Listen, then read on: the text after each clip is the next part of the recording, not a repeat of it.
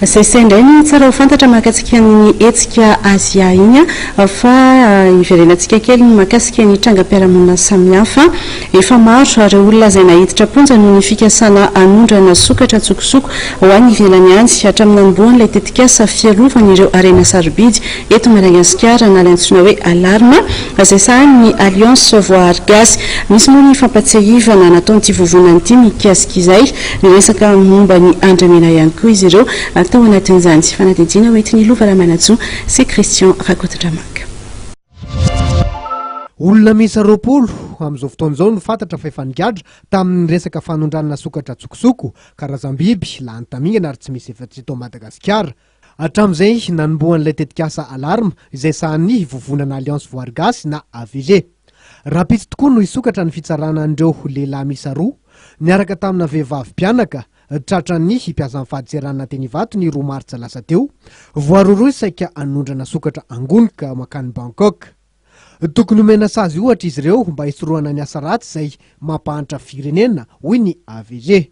Lalàna 2005 zay auto-18 tokony ampiarina ireo ary 2 ka hatramin'ny 10 taona ny sazy tokony hiatra zany rapitso amin'ny procès ka ny amende kosa ao anatin'ilay lalàna 100 000 ariary ka hatramin'ny 200 millions zavaty ka hatramin'ny 200 millions d'ariary. Ka ny AVG zany dia mangataka hoe fitakiana zany dia hoe ampiarina zany ilay lalàna ireo.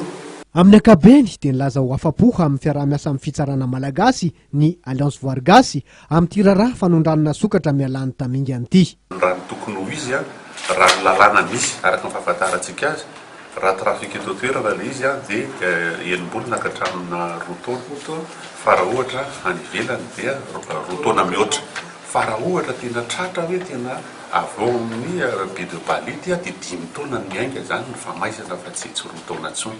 Dia efa fanta ny zava-dehibe dia efa ilay fiara-miasa zay nisorana ny ministre ny justice, ministre ny tontolo iainana, ministre gendarmerie koa zany ny sega.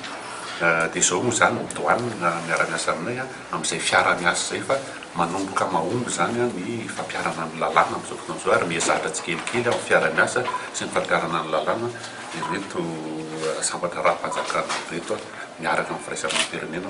Taorian'ny fandalovan'ny rivo-doza ianao dia manay kosa ny AVG fa mety iroborobo ny fanondranana andramena. Tokony ho voazeran'ny rivotra tokoa mantsy ireo karazana andramena maniry eto Madagasikara.